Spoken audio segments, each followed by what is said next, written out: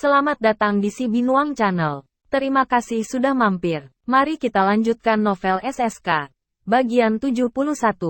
Selamat mendengarkan. Sore harinya, David mendaftarkan sebuah perusahaan bernama Islik International Investment Limited Company. Pearl adalah manajer umum, dan Golden Leaf Hotel adalah anak perusahaannya. Namun, itu masih cangkang belaka.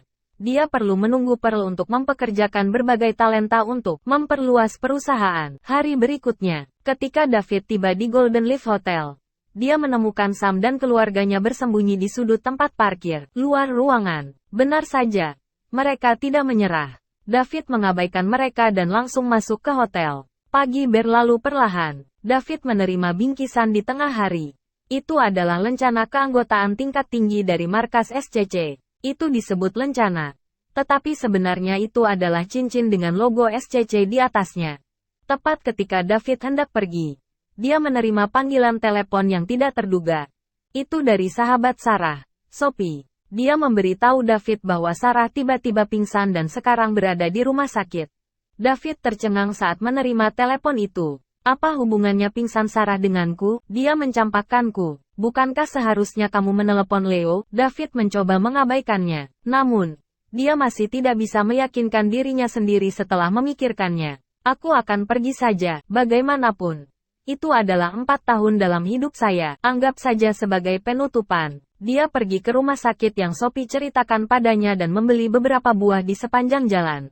Mengemudikan Bugatti Veyron edisi terbatas untuk membeli buah secara alami menyebabkan kegemparan.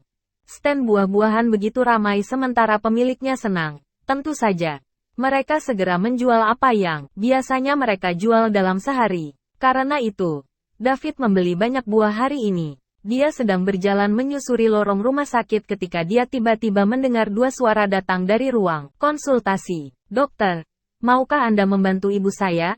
Saya mohon padamu. Oh, Pak, rumah sakit kami bukan amal. Bagaimana kami bisa memperlakukan Anda jika Anda tidak punya uang? Perlakukan dia dulu. Aku akan datang dengan uang. Saya akan mengatakan yang sebenarnya. Pak, ibumu sangat sakit. Ini adalah tembakan panjang bahkan setelah menjalani operasi di rumah sakit kami. Mengapa Anda tidak mencari rumah sakit dengan peralatan medis yang lebih canggih? Anda akan memiliki peluang sukses yang lebih baik dengan cara itu. Dokter, berapa lama ibu saya harus hidup tanpa operasi? Dia harus memiliki 3 bulan lagi untuk hidup. Jika operasinya berhasil, dia bisa hidup selama 1 dekade atau lebih. Tapi dia mungkin tidak punya waktu 3 bulan untuk hidup jika gagal. David melirik dengan santai saat dia berjalan melewati ruang konsultasi. Seorang pria berusia 30-an memohon kepada seorang dokter berusia 50-an untuk menyelamatkan ibunya. Daud mengabaikannya. Hal semacam ini terjadi setiap hari. Kerja keras seumur hidup akan hilang setelah penyakit serius. Dia memasuki bangsal yang Sophie katakan padanya sebelumnya. Sophie sedang duduk di samping ranjang rumah sakit saat Sarah terbaring pucat di ranjang sementara seorang dokter memeriksanya. David masuk dan meletakkan buah-buahan di kursi. Kegembiraan terpancar di wajah Sarah yang pucat ketika dia melihat David berjalan masuk. Dia tahu Sophie pasti memberitahu David. David berdiri di sana dan tidak bergerak. Ketika dokter selesai memeriksa, mereka berbalik dan melihat David tepat di belakang mereka. Kamu pasti pacar pasien. Aku tidak percaya kalian anak muda. Pasien sudah hamil 3 minggu. Dan dia lemah. Akan buruk bagi bayi jika ini terus berlanjut. Jika Anda tidak menginginkan bayinya, Anda hanya dapat melakukan operasi setelah dia menjadi lebih kuat. Hamil, David merasakan dengungan di kepalanya dan rasa sakit di hatinya setelah mendengar kata-kata dokter. 4 tahun, selama 4 tahun penuh, dia telah membawakan makanan untuk Sarah di bawah gedung asramanya siang dan malam. Hujan atau cerah. Dia telah bekerja banyak pekerjaan paruh waktu hanya untuk merasa senang bahwa dia bisa membelikan Sarah hadiah setelah mendapatkan bayarannya. Mereka memiliki banyak waktu baik dan waktu buruk bersama. Mereka telah memikirkan masa depan di mana mereka akan menikah dan memiliki anak-anak yang manis. Namun, dia tidak pernah berpikir mereka akan berakhir seperti ini. Dia bersama Sarah selama 4 tahun dan tidak pernah menyentuhnya di luar kehendaknya. Dia tidak percaya dia hamil tepat setelah dia mulai berkencan dengan orang lain. Betapa ironisnya. Apakah hubungan 4 tahun benar-benar murah? Itu tidak ada apa-apanya dibandingkan dengan tas Elbrand baru. David menarik napas dalam-dalam dan berkata, begitu. Terima kasih dokter. Harapan kecil Sarah yang tersisa hilang setelah dokter memberitahu David bahwa dia hamil. Wajahnya yang sudah pucat menjadi lebih pucat. Dia membuka mulutnya untuk mencoba mengatakan sesuatu. Namun, dia menyadari bahwa dia tidak bisa mengeluarkan suara.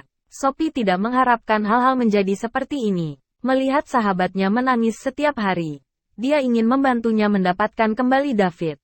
Dia tahu David masih mencintai Sarah. Dia menyaksikan semua saat-saat penuh kasih mereka bersama. Namun, ini bukan yang dia prediksi. Sesaat kemudian, dokter pergi dan bangsal terdiam. Akhirnya, Sarah memecah keheningan dengan berkata, David, maafkan aku, tidak ada yang perlu disesali. Setiap orang berhak memilih. Karena Anda telah memilih jalan ini, saya harap Anda beruntung. David, maafkan aku, jika saya tidak begitu sombong dan menerima hadiah Leo. Saya akan dapat menolak undangan Leo ke pestanya. Dan saya tidak akan terlalu mabuk sehingga dia dapat mengambil keuntungan dari saya. Sudah terlambat ketika saya bangun keesokan harinya. Isak Sarah. Anehnya, penjelasan Sarah sama sekali tidak menggugah hati David. Dia pikir dia akan marah dan pergi ke Leo untuk membalas dendam. Tetapi dia tidak melakukannya. Apakah dia benar-benar baru saja mabuk? Mungkin ada alasan lain. Itu karena ini terjadi pada sepupunya Lily tempo hari. Jika Sarah sudah bertekad, akankah Leo punya kesempatan? Pada akhirnya, hubungan 4 tahun mereka tidak cukup kuat. Sarah sudah punya ide seperti itu. Jadi akan ada orang lain bahkan jika itu bukan Leo. Baik. Karena kamu baik-baik saja, aku harus pergi. David tidak mau tinggal. Dia ingin pergi. Sarah membeku. Reaksi David tidak seperti yang diharapkannya. Dia tidak marah pada Leo. Dan dia tidak merasa kasihan padanya. Hanya ada ketenangan. Setelah mengenal David selama 4 tahun, dia seharusnya tidak bereaksi seperti ini. Dia menyadari dia tidak mengerti David sama sekali. David berjalan keluar dari bangsal. Dia berkata pada dirinya sendiri, selamat tinggal, Sarah. Dengan itu, ia menemukan penutupan untuk hubungannya selama 4 tahun. Sarah akan berada di masa lalu. Mulai sekarang, tidak dapat menahannya lagi. Isak tangis Sarah datang dari bangsal. Namun, dia tidak ada hubungannya dengan itu lagi. Masih bersama si Binuang Channel. Mari kita lanjutkan novel SSK. Bagian 72. David menarik napas dalam-dalam beberapa kali setelah keluar dari rumah sakit. Semuanya sudah berakhir. Saat David melepaskan segalanya, dia merasa lebih santai dari sebelumnya. Dia keluar dari gerbang rumah sakit. Maling, hentikan pencurinya. Sebuah suara terdengar di telinga David. David segera menepikan mobilnya. Ketika dia turun dari mobil, dia melihat seorang pemuda tidak jauh berlari ke arahnya dengan dompet di tangannya. Seorang wanita berusia 30-an mengikuti di belakang. Pergi, pergi, kamu mau mati? Pria muda itu berteriak dan memberi isyarat dengan belati yang dia pegang di tangannya yang lain saat dia berlari. David ingin menguji dirinya sendiri setelah mengupgrade tubuhnya hingga batas maksimal. Tepat ketika dia akan memulai, dia tiba-tiba merasakan sosok gelap lewat. Itu sangat cepat. Ketika David melihat pencuri itu, dia melihat bahwa dia sudah dijepit ke tanah dengan satu tangan. Pencuri itu tergeletak di tanah dan meronta-ronta. Tetapi dia masih tidak bisa melepaskan diri dari tangan besar yang seperti tang besi itu. Seorang profesional, itu pasti profesional. Itulah kesan pertama David. Pikiran David telah mencapai puncaknya sekarang. Dan keenam inderanya sangat tajam. Ketika pria itu melewatinya lebih awal, dia bisa merasakan aura intens mengalir keluar dari tubuh pria itu. David melihat lebih dekat. Bukankah ini pria yang memohon kepada dokter untuk menyelamatkan ibunya di rumah sakit? Paul Shaw berjalan keluar dari rumah sakit dengan penuh kecemasan. Penyakit ibunya sangat serius. Dan dia membutuhkan banyak uang untuk bisa menyembuhkannya. Namun, dia tidak punya uang. Dia telah bekerja di luar negeri sebagai tentara bayaran selama bertahun-tahun.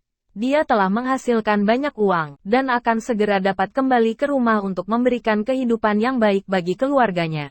Namun, ketika mereka akan menyelesaikan kesepakatan terakhir mereka diserang oleh pihak yang tidak dikenal ketika mereka melindungi seorang pejabat dari sebuah negara kecil yang sedang memberikan pidato di luar. Hanya 3 dari 12 dari mereka yang selamat. Setelah kembali ke negara asal mereka, ketiganya memutuskan untuk memberikan semua uang mereka kepada keluarga saudara ipar mereka, yang terpaksa tinggal di negeri asing selamanya. Ini karena mereka setidaknya telah kembali hidup-hidup, sementara saudara-saudara mereka, yang telah melalui suka dan duka bersama mereka selama bertahun-tahun, ditinggalkan selamanya di negeri asing. Dia tidak menyangka kesehatan ibunya memburuk begitu cepat. Dia akan melewatkan masa perawatan terbaik jika dia menunda operasi. Tetapi dari mana dia bisa mendapatkan begitu banyak uang begitu cepat? Ada pepatah di mana bahkan 1 sen pun dapat menyebabkan ketidaknyamanan bagi seorang pahlawan. Apalagi, begitu banyak uang. Apa yang bisa dia lakukan? Dia telah pergi ke luar negeri selama bertahun-tahun. Sahabat terbaiknya adalah 2 orang yang kembali hidup-hidup bersamanya. Namun, mereka berasal dari keluarga miskin seperti dirinya. Kalau tidak ada yang akan pergi ke luar negeri untuk mempertaruhkan hidup mereka demi uang. Mereka tidak memiliki 1 sen pun pada diri mereka sendiri pada saat mereka kembali. Mereka harus berjuang untuk mencari nafkah sekarang. Meminta bantuan mereka hanya akan menjadi setetes air dalam ember. Begitu dia berjalan keluar dari rumah sakit, dia mendengar seseorang berteriak tentang menghentikan pencuri. Karena itu, dia secara naluriah bergegas dan menaklukkan pencuri itu. Dia menekan pencuri itu ke tanah dengan 1 tangan. Tidak peduli seberapa keras dia berjuang, itu tidak berhasil. Wanita yang menjadi korban segera menyusul mereka dan mengambil dompet curian dari Paul. "Terima kasih, Pak." Wanita itu langsung berterima kasih padanya. "Jangan sebutkan itu, cepat panggil polisi," jawab Paulus. "Oke. Ya, wanita itu mengeluarkan ponselnya dan menelepon polisi. Beberapa menit kemudian, polisi datang dan membawa pencuri itu pergi. Wanita itu berulang kali berterima kasih kepada Paul dan mengeluarkan banyak uang dari dompetnya untuk berterima kasih padanya. Namun, dia menolak. Dia tidak menangkap pencuri untuk uang. Bahkan jika dia membutuhkannya, dia tidak bisa menerimanya. Tepat ketika dia hendak pergi, sesosok menghalangi jalannya. Jika dia pergi ke kiri, sosok itu akan menghalanginya di kiri. Dan jika dia pergi ke kanan, sosok itu akan menghalangi dia di sebelah kanan. Ini diulang beberapa kali sebelum dia menyadari bahwa orang tersebut telah melakukannya dengan sengaja. "Apa artinya ini, Bung?" Paul bertanya sambil menatap David. "Tuan, mengapa kita tidak pergi ke suatu tempat dan berbicara?" tanya David. "Kurasa kita tidak saling mengenal. Aku bisa membayar untuk menyelamatkan ibumu. Jangan salah paham. Saya mengunjungi seorang teman di rumah sakit ketika saya melihat Anda memohon kepada dokter." Petik 2. Paul memperhatikan David dengan cermat. Setelah bertahun-tahun di ambang hidup dan mati, dia bisa merasakan sedikit ancaman dari David. Dia bertanya-tanya bagaimana pemuda itu melakukannya. Lagi pula, ada sangat sedikit orang yang mengancamnya bahkan di lingkaran tentara bayaran di luar negeri. Mereka segera menemukan taman di dekatnya. Karena masih pagi, tidak banyak orang di taman. "Siapa namamu, Tuan?" tanya David. "Nama saya Paul Shaw." "Tan Shaw, aku tahu kamu sangat membutuhkan uang untuk menyelamatkan ibumu sekarang. Saya bisa mendapatkan rumah sakit terbaik, peralatan terbaik, dan obat terbaik untuk ibumu. Tetapi apapun yang terjadi, Anda harus melayani saya selama 10 tahun. Bagaimana menurutmu?" Paulus memandang David, tidak mau terlihat lemah. David juga menatap Paul. Beberapa saat kemudian, Paul berkata, "Oke, tapi aku hanya bertanggung jawab atas keselamatanmu. Aku tidak akan membantumu melakukan sesuatu yang ilegal." "Sepakat." David mengulurkan tangannya. Paul mengulurkan tangannya juga. Tangan mereka saling bertautan. Mereka menciptakan legenda. Masih bersama si Binuang Channel. Mari kita lanjutkan novel SSK. Bagian 73. "Tan Shaw, nama saya David Liddell. Anda bisa memanggil saya Tuan Liddell." "Tan Liddell, jangan panggil aku Tuan Shaw. Panggil saja saya Paulus." "Oke, Paulus. Saya ingin menguji keterampilan saya dengan Anda." Petik 2. David sudah lama ingin menguji kemampuannya. Sejak tubuh dan pikirannya mencapai puncaknya, David tidak hanya merasakan 6 indera yang jauh lebih kuat, tetapi juga kekuatan yang tak habis-habisnya di tubuhnya. "Tan Liddell, silakan mulai," kata Paulus. Dia juga ingin melihat apa yang bisa dilakukan oleh pemuda yang dapat menimbulkan sedikit ancaman baginya. Kedua pria itu berdiri terpisah lebih dari 10 meter. David tidak memiliki keterampilan. Yang dia miliki hanyalah indera yang tajam dan kekuatan ledakan di dalam tubuh. Dia mencoba memobilisasi kekuatan di tubuhnya dan membiarkannya memenuhi seluruh tubuhnya. Pada saat ini, David memancarkan aura Tyrannosaurus Rex kuno. Paul merasakan tekanan yang kuat. Selain merasa terkejut, dia juga memancarkan aura berdarah yang terbentuk dari pengembaraan di tepi hidup dan mati selama bertahun-tahun. David menendang keras dengan kakinya dan tubuhnya langsung menembak Paul saat dia meninjunya. Mereka hanya menguji kemampuan satu sama lain. Dan David tidak memiliki pemahaman yang jelas tentang kekuatannya sendiri. Jadi dia hanya menggunakan setengah dari kekuatannya dalam pukulan. Paul merasakan gelombang tekanan ketika David bergegas ke arahnya. Dia sejenak terganggu dan menemukan bahwa David sudah meninju dia. Dia segera mengepalkan tangannya dan melipatnya di depan dadanya untuk memblokir pukulan David. Bang! David menjatuhkan Paul sejauh 7 atau 8 meter sebelum berhenti. David berhenti di tempat Paul berdiri sebelumnya. Menyeringai dan menggoyangkan tangan kanannya yang sakit. Paul melihat lengannya yang merah dan bengkak. Wajahnya penuh kejutan. David lebih kuat dari yang dia bayangkan. David sedikit mengancam pada awalnya. Tetapi dia tidak menganggapnya serius. Lagi pula, David masih sangat muda. Dia tampak seperti baru berusia 20 tahun. Bahkan jika dia telah berlatih sejak dia masih kecil. Dia bukan tandingan seseorang yang telah berada di medan perang seperti dia selama bertahun-tahun. Karena itu, tidak dapat dihindari bahwa dia sedikit memandang rendah David. Namun, David meninjunya sejauh 7 atau 8 meter sekarang. Dan lengannya menjadi sedikit merah dan bengkak. Dia telah meremehkan David. Akan selalu ada seseorang yang lebih baik darimu. Apa yang tidak dia ketahui adalah bahwa David hanya menggunakan 50% dari kekuatannya. Tidak ada yang tahu bagaimana perasaannya jika dia melakukannya. Paul, apa pendapatmu tentang pukulanku? Tanya David sambil menjabat tangan kanannya yang masih sakit. Tan, Liddell, kau orang pertama yang pernah kutemui di usiamu sebaik ini. Kamu sangat kuat di usia yang begitu muda. Aku terkesan, orang pertama seusiaku, jadi, Anda pernah melihat seseorang yang lebih baik dari saya. Hanya lebih tua. David sedikit tidak puas dengan komentar Paul. Saya sudah meningkatkan tubuh dan pikiran secara maksimal. Apakah ada orang lain yang lebih baik dari saya? Apakah itu berarti saya tidak bisa mengalahkan mereka? Aku tidak bisa menjadi tak terkalahkan bahkan setelah aku curang? Sepertinya aku perlu mempelajari sistemnya. Paul, ayo pergi. Ayo bantu ibumu pindah ke rumah sakit lain dan selesaikan operasi lebih awal sehingga kamu bisa berada di sisiku tanpa khawatir. Terima kasih, Tuan Liddell, kata Paulus dengan penuh semangat. David bertanya di grup obrolan SCC Provinsi Sungai Selatan apakah ada yang tahu manajemen puncak rumah sakit Champion. Tak lama kemudian, seseorang menjawab. Seorang pria bernama Charles Luther menambahkan David dan memberinya nomor telepon untuk berbicara dengan Direktur Rumah Sakit Champion. David menelepon dan menjelaskan tujuannya. Pihak lain sopan dan ramah. Mereka memberitahu David bahwa pasien dapat pindah kapan saja.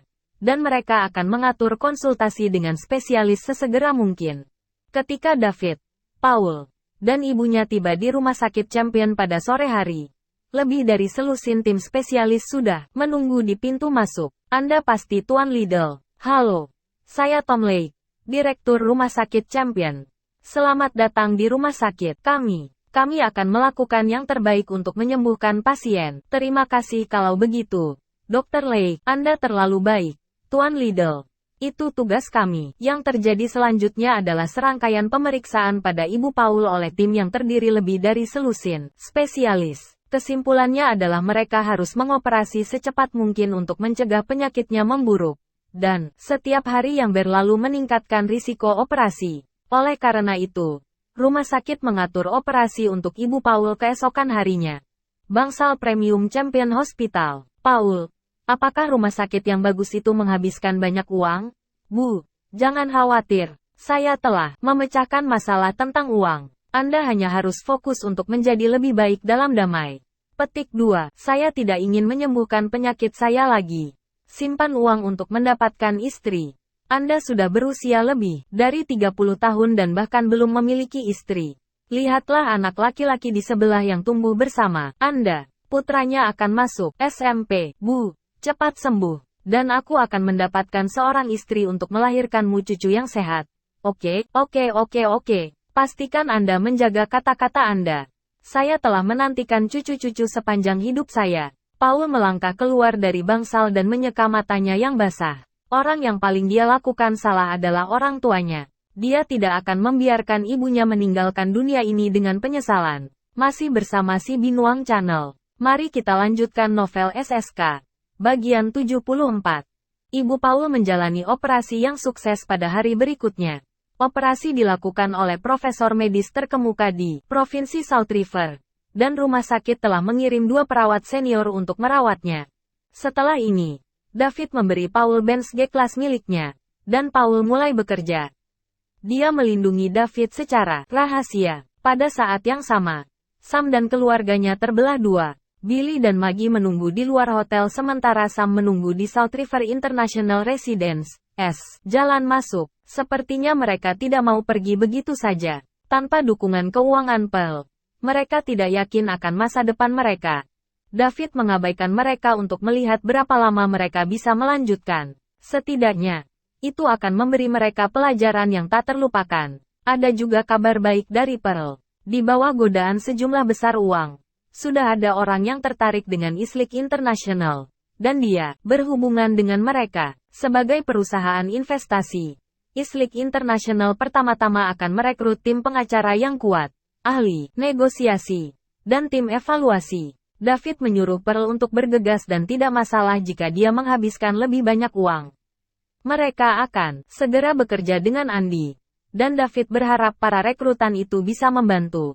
Malam, pusat hiburan Golden Sands River City Fuller. Madison membawa Patrick ke sini untuk reuni kelasnya. Pesta hari ini diselenggarakan oleh orang-orang yang tinggal di sekolah selama liburan. Beberapa dari mereka yang pulang lebih awal hadir.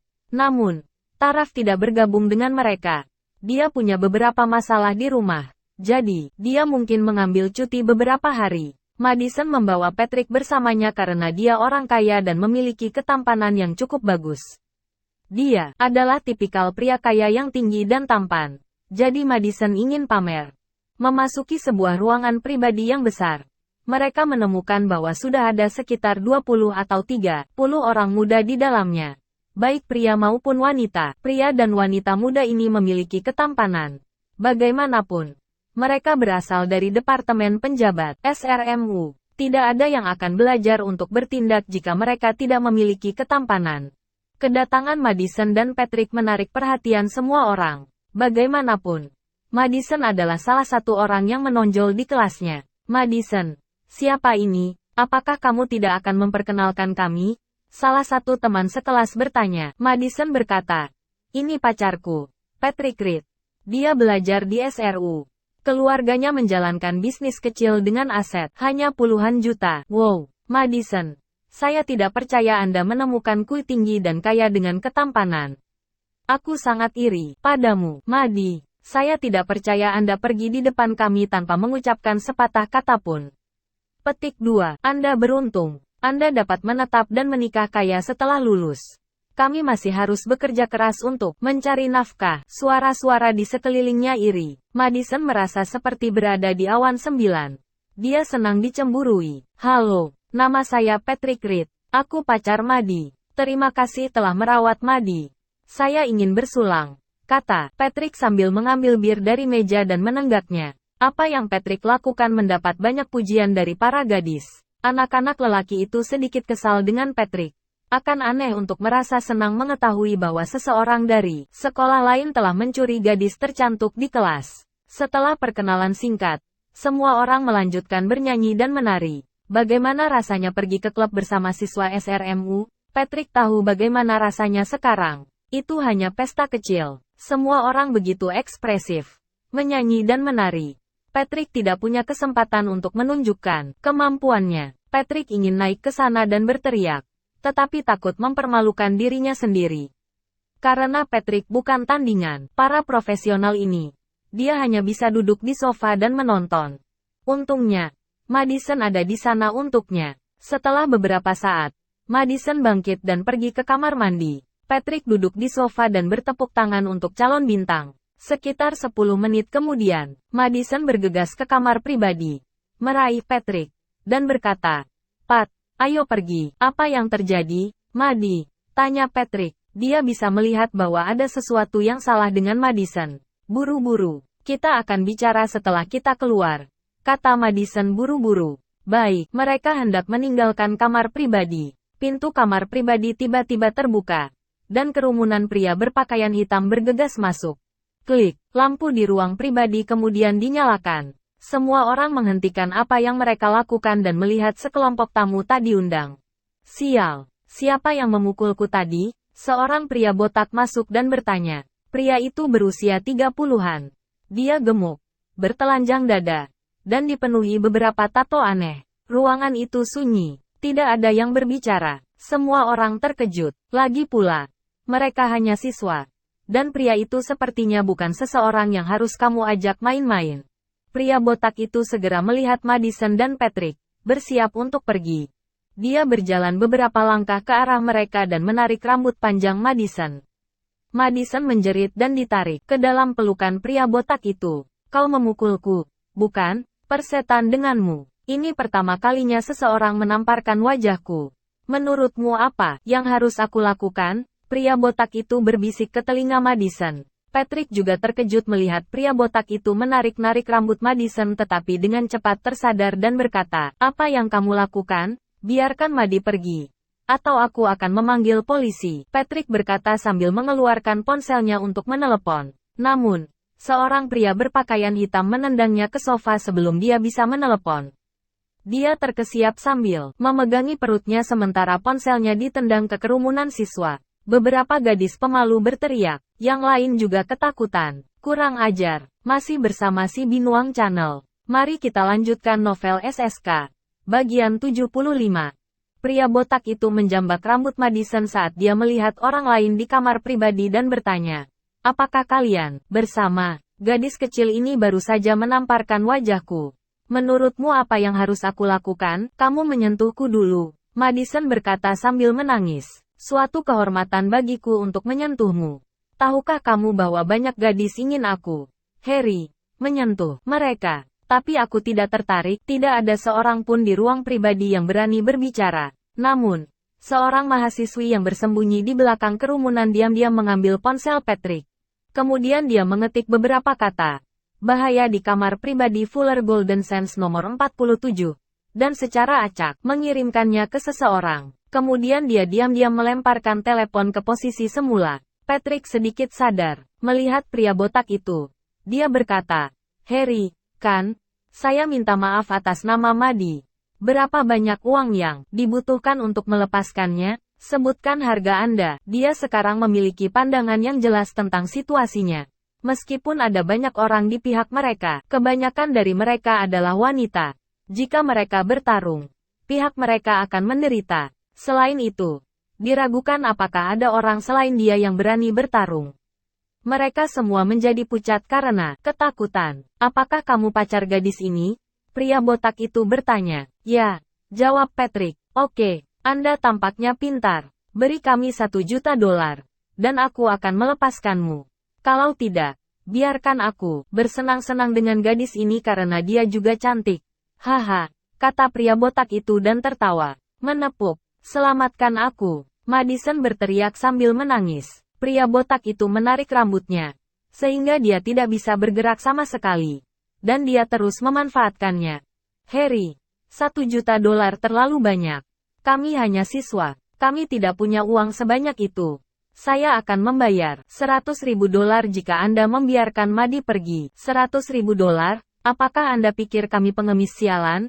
Pria botak itu bertanya sambil menyipitkan matanya, dan menatap Patrick. "Hanya itu yang aku punya. Saya harap Anda bisa menjadi orang yang lebih besar dan menyelamatkan kami." Patrick hanya punya $100.000. Dia anak orang kaya. Tapi orang tuanya di kerajaan bisnis. Dia adalah pemboros besar. Jadi dia tidak bisa menghemat uang. $100.000 adalah uang sakunya bulan depan. Tetapi dia tidak punya pilihan selain menyelamatkan Madison terlebih dahulu. Baik, $100.000 saat itu.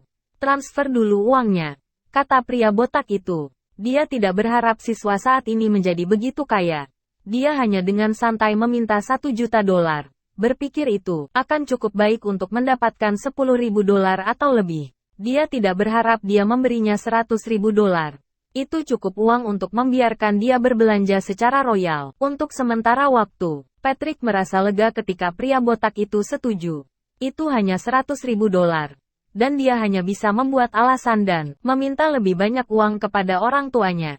Dia tidak tahu apa yang harus dilakukan jika mereka menolaknya. Ketika Patrick hendak mengangkat teleponnya dan melakukan transfer, dia mendengar Madison berteriak. "Ah, bajingan, berhenti!" Patrick menoleh. Tetapi pemandangan itu membuat Patrick sangat marah sehingga dia pergi dengan sebotol anggur dan menabrakkannya ke kepala pria botak itu. Ternyata pria botak itu menarik rambut Madison dengan satu tangan dan menyentuh tubuhnya dengan tangan lainnya. Ketika Patrick pergi untuk mengambil ponselnya, kepala pria botak itu berlumuran darah akibat pukulan itu. Dia melepaskan Madison dan berteriak sambil memegangi kepalanya. Beberapa pria berbaju hitam bereaksi cepat, bergegas mendekat, dan menjepit Patrick. Para mahasiswa SRMU itu begitu ketakutan hingga tidak berani bergerak. Mereka belum pernah mengalami hal seperti itu. Madison juga terkejut. Dia tersentuh oleh penyelamatan berani Patrick. Melihat Patrick dijepit ke tanah oleh beberapa pria berbaju hitam sehingga dia tidak bisa bergerak. Dia ingin membantu tetapi ditangkap oleh pria botak yang telah sadar kembali. Pria botak itu tampak menakutkan saat itu. Dia memiliki darah mengalir di wajahnya dan tampak menakutkan. "Wah, kamu benar-benar berani. Aku, Harry, sudah lama berada di River City. Tapi kau orang pertama yang memukul kepalaku. Bagaimana saya harus menghadapi orang lain di masa depan jika saya tidak memberi Anda pelajaran?" Angkat kepalanya untuk kue. "Anda benci ketika pacar Anda diganggu, bukan? Buka matamu dan lihat bagaimana aku menggertaknya." Seorang pria berbaju hitam menjambak rambut Patrick dan menariknya ke arah pria botak itu. Pria botak itu memeluk Madison dan mulai meraba-rabanya. Madison berjuang. Tetapi pria botak itu menamparkan wajahnya dan membuatnya pusing. Dia tidak berani melawan lagi dan membiarkan dia melakukan apa yang dia inginkan padanya. "Berhenti, berhenti. Aku akan membayarmu $1 juta." Patrick merasa hancur dan berjuang untuk bangun dari apa yang dilihatnya. Tetapi orang-orang berbaju hitam yang menahannya mencegahnya bergerak. Dia hanya bisa melihat pria botak itu menggertak Madison. Pria botak itu mengabaikan Patrick dan terus meraba-raba dan mencium Madison.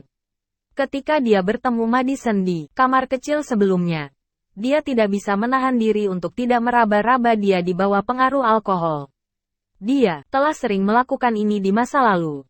Dan dengan status Harry, mereka yang diraba-raba hanya bisa menelan harga diri mereka dan menanggungnya. Namun, Madison menamparkan wajahnya hari ini. Itu sebabnya dia mengikuti Madison ke sini bersama anak buahnya. Pria botak itu mencoba mencium Madison di bibir merahnya ketika dia melihat bagaimana wanita cantik itu menjadi patuh setelah dia memberinya pelajaran. Terima kasih sudah bersama si Binuang Channel. Jangan lupa mampir pada bagian selanjutnya.